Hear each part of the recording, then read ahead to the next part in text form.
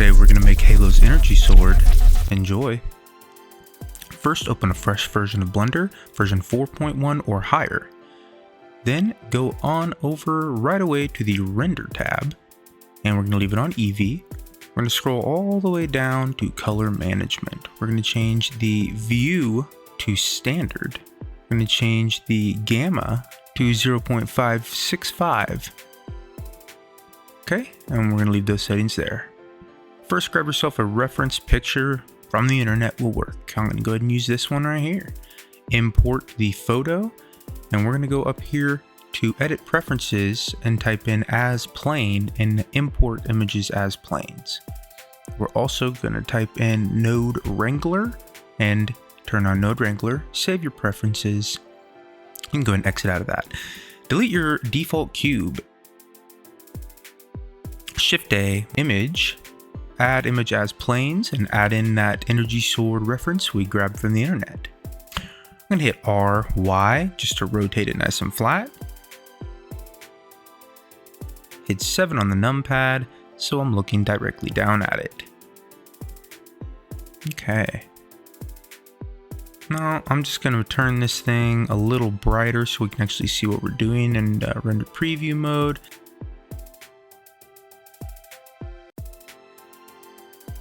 Shift-A, add in a plane over the top of it. Let me go ahead and hit New Modifier with the blue wrench tab and a Mirror Modifier. Tab into Edit Mode and hit GX just to pull both those squares apart like so. Now I'm going to model this relatively quickly. Feel free to slow the video down if you wish. All I'm going to be doing is pulling these verts off to have them line up with the rest of the sword. Don't worry, it's pretty easy. Just go ahead and follow along here, using E to extrude, G to move, and I'm swapping between edges and vertex selection mode. You just want to make sure you mostly have quads, not too many triangles.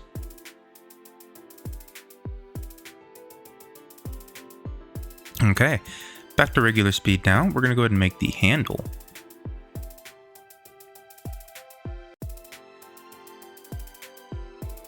Shift-A, Mesh, and we're going to add in a cylinder. I'm going to shrink the cylinder down with S, R, and Y to rotate on the Y-axis, GY to pull down, and I'm going to go ahead and speed model this again. We're just adding loop cuts with Control R, turning on O for proportional editing, and just kind of fleshing this handle out to match the handle roughly at the bottom. Add a subdivision surface modifier to it, and a mirror modifier to it. And now we're back to regular speed. Now grab all faces on the sword, E to extrude, Z upwards, and give it a little bit of thickness there.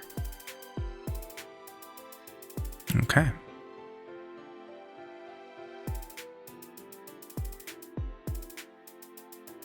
I also turned on the Z axis on that mirror modifier we added on the blade originally, just so it's mirrored up and down and there's a nice edge on the very side. We're going to grab the entire edge, all the edges on that edge, and GX to move them out to create a bit of a blade. Control R to loop cut down the center, just to fix this little end piece here.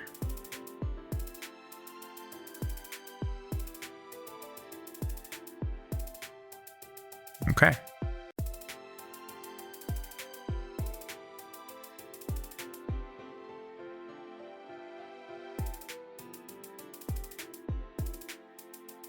The tip of the blade, we're going to go ahead and grab that top vertex and GZ it downwards to match with the other one. We have clipping turned on in the mirror modifier, so they will merge together.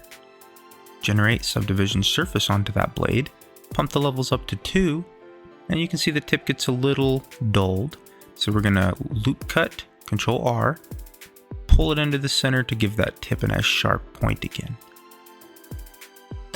So now it is time to color the blade. Alright, add a new material onto this, and you can call it blade or primary blade or whatever you want to call it, but we are going to have a couple layers onto this thing. We're going to go ahead and add in a emission after nuking that principal BSDF. We're going to add in a color ramp, set the strength of the emission to 4.7.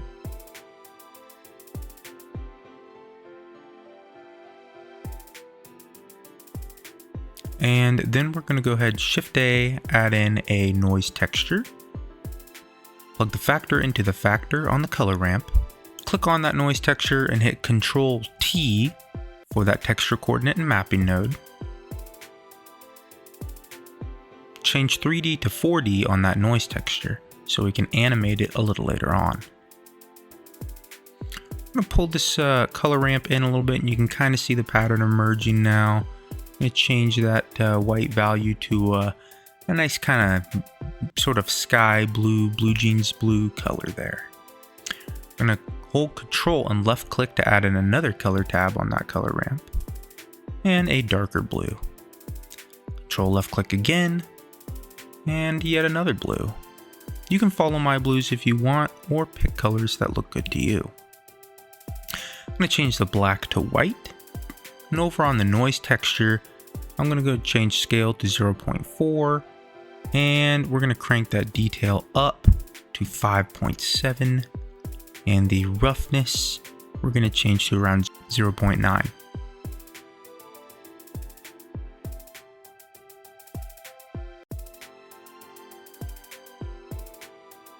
The W factor you can see will now animate that texture. So I'm going to type in hashtag frame divided by 40. And if you hit spacebar to play, you can see it will move. So we're going to Shift A, add in a mix color and put it in between the emission and the output. Shift A and add in a transparent BSDF. I'm going to change the color of it to a lighter sky blue and go ahead and plug it into the bottom of the mix shader we just added. Change the blend mode to alpha blend and the shadow to none over in the material properties. Change the emission strength to 4.7. Change the mix shader to 0.693. And we're going to go ahead and box select these and drag them over to create a little more room. Shift D that mix shader and put it in between the emission and the mix shader. So there's two in a row. Change the factor to 0.5, which is what it should be default. Change the emission strength to 1. Leave it on white and go ahead and plug it into the bottom node on that new mix shader we added. Drag it down for a little more room. So I'm going to box select all the top nodes we just made, hit Control J to make a frame and call it base color blade. This is just for housekeeping purposes and you do not need to do this. But we're going to have multiple layers so we can keep them separate. Shift A, add in a shader to RGB node and plug it into the emission. We're going to add those that wavy pattern, electrical wave pattern on the blade. Shift A and add in a mix shader.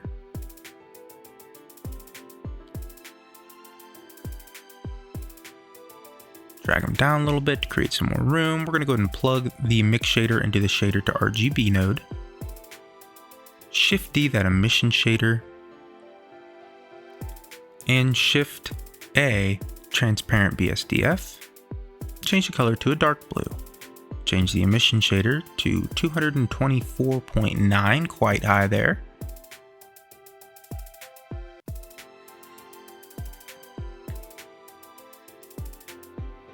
And we're going to plug the top emission into the top shader on the mix shader and the transparent into the bottom of that mix shader.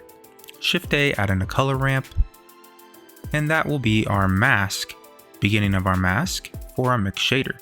Plug it into the factor on that mix shader and plug it into the color on the top emission. Shift A, invert color node, and drop it right in between the color ramp and the factor on the mix shader. I'm going to change the white tab on that color ramp to a lighter blue and drag the black in a little and the blue almost all the way to that black slider.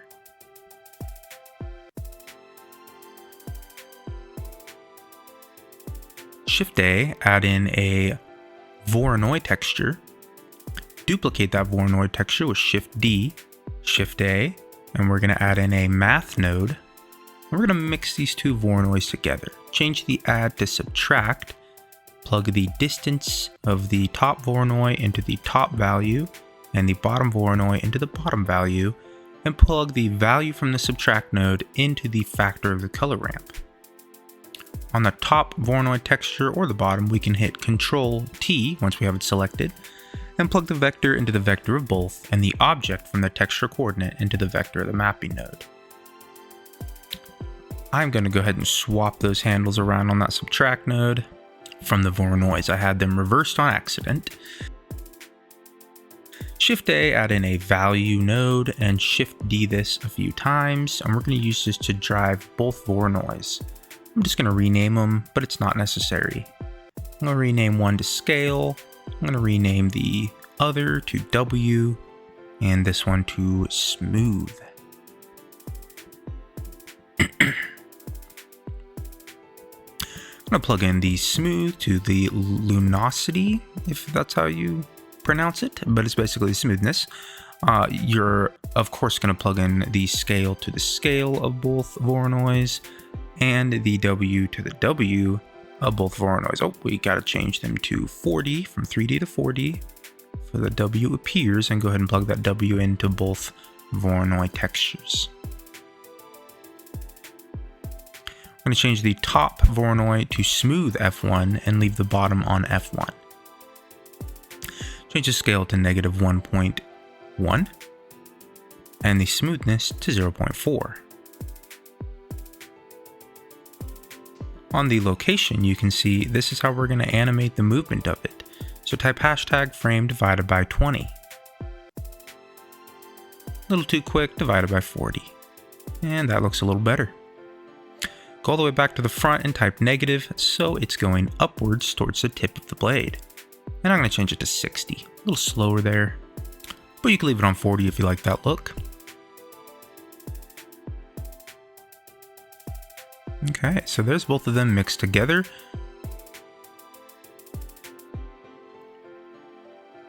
As you can see, we now have the electrical pattern on top of it. If you turn on backface culling and show backface over on the right hand side, it will get rid of that double line effect that we don't really want. For the emission, I'm just going to tweak these values a little bit, 4.7, and this is off our base color blade.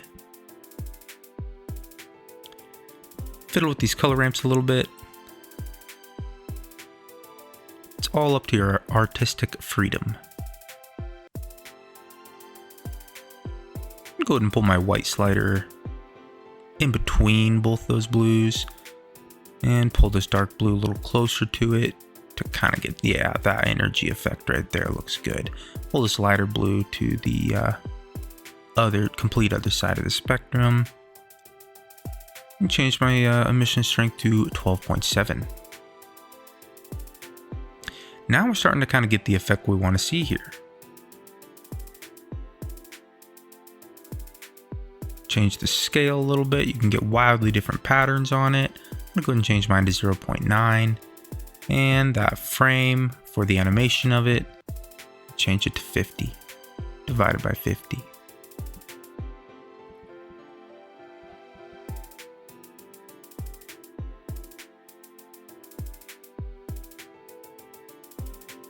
I'm gonna box select all these nodes down here. Missed one. Box select all the nodes down here and hit Ctrl J again to add a frame, and we're going to name this frame, purely for housekeeping purposes, sword sword pattern essentially. You can name it electric pattern or whatever fits your needs. Purely for housekeeping, not a necessary step. Okay. On the edge of the blade here, I'm going to go back into solid mode so I can see what I'm doing. I'm going to hold Control and left click on the very edge of the blade all the way around.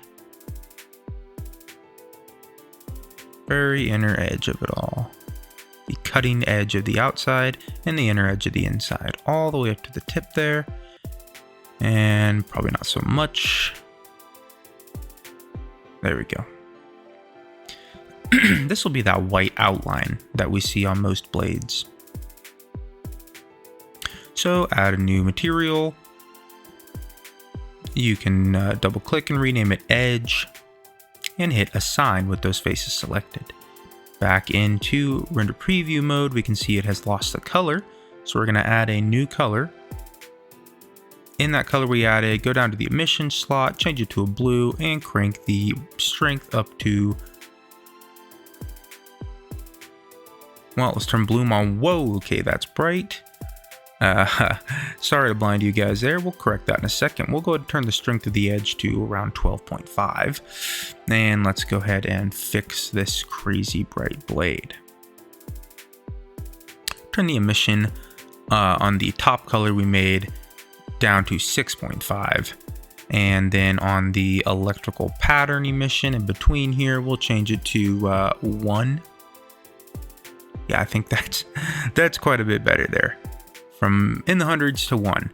We'll go down to the W value, hashtag frame divided by 50. There we go, giving it some wavy textures there. Now it looks like electricity. Or something. Energy. Oh, I suppose it is the energy blade. And give it a darker blue color. Kind of play with the strength of it till you like it. I think I settled on 91. Okay, time for the handle.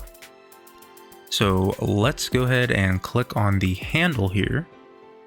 We're gonna put an edge around all of it.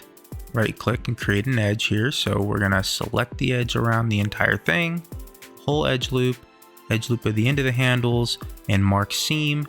Select all faces, U, and unwrap. Create a new texture and call it hilt. And we're just going to use the same texture we used before. We're going to drag in the photo to the hilt texture, connect the color to the base color, and we're going to connect the color to the color of the emission. Pump up the strength a little bit to 0.2, give or take. Go into UV editing workspace. We're going to add a mirror modifier on the Z axis, so we only have to do the top part of the UV unwrap on the handle. Hit A and grab all of these, okay, and this is basically, we're just going to line all these black dots up with the handle on this sword. So S to shrink, S to scale, and just pull it around till it lines up well with the right hand side workspace.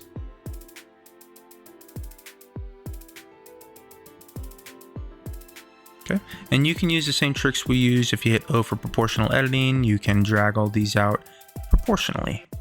You only have to work on one side of it here, as we're going to mirror this texture in the end since it's the same thing. Let's go ahead and line it up with that handle as best you can, and then add in a mirror modifier to duplicate it over to the other x-axis side. Go ahead and apply our original mirror modifier to the handle so we can add another negative x-axis, add modifier, and you can see it has now duplicated it. Okay. Pump up the strength a little to 2.6 so we can see what we're doing here. Around these bright cutouts, I'm just going to hit K for knife tool and cut out with left clicking all the way around these highlights on the handle, because we're going to give them some color. Go ahead and select all those faces that we just cut out.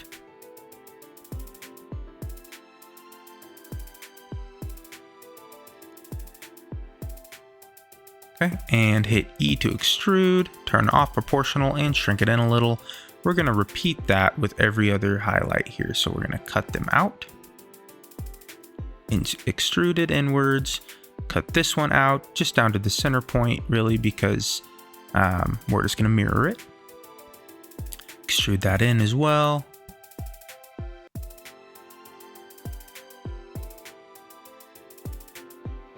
Change the color here, so we're going to create a new color, emission, dark blue, and turn it up to the strength up to around 23.9. A little darker blue there to match the color of it.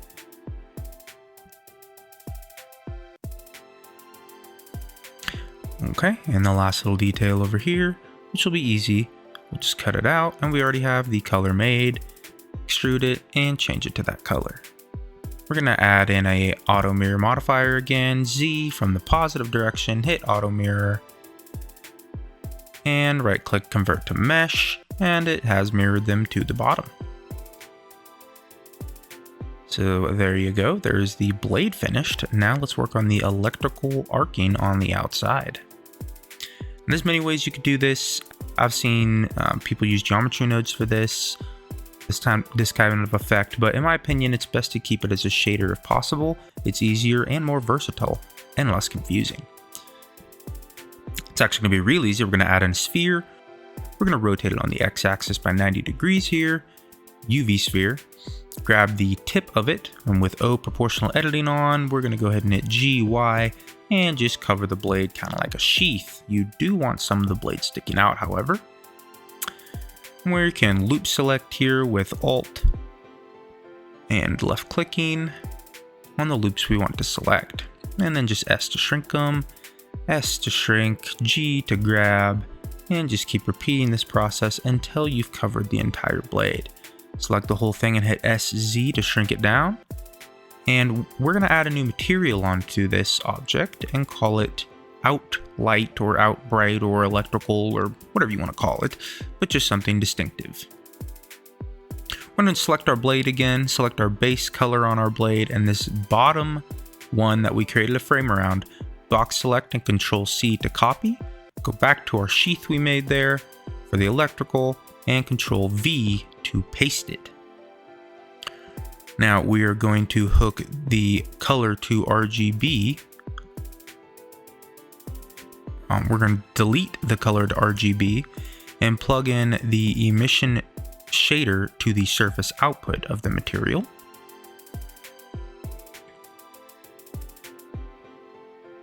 We're going to change the location here, hashtag frame divided by 30. And then at the front again here, okay, I'll change it to 12, hashtag frame divided by 12, and put a minus in front of it to make it go upwards. You can see we have a little dark blue. You can see we have a little dark blue on it we don't want. I'm gonna go ahead and change the scale to -1.1, W to 4.3, and we're gonna go ahead and animate that W. Hashtag frame divided by 20.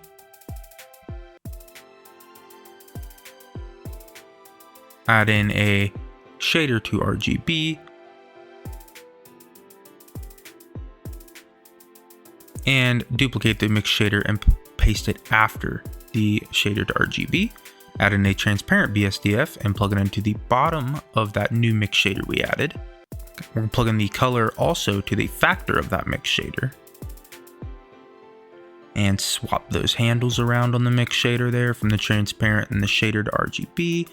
And there you go. Now it is nice and transparent without any weird side effects. We're going to add in a displace modifier to it.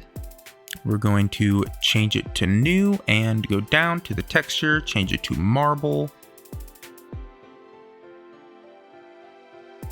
Go back to the modifier, change the strength to 1.5.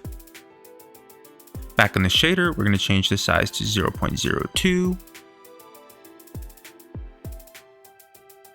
And the turbulence to 32.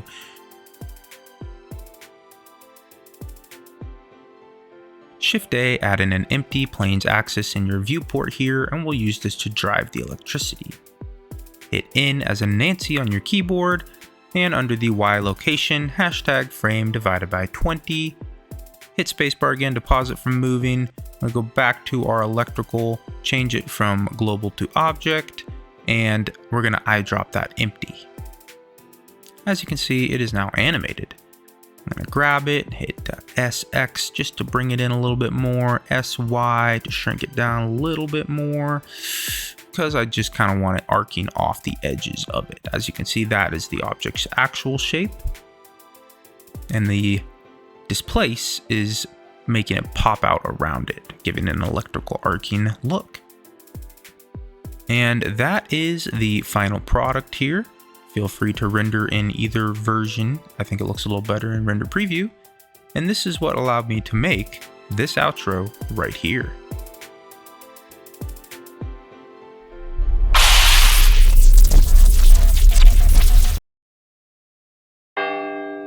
Like and subscribe for more content like this.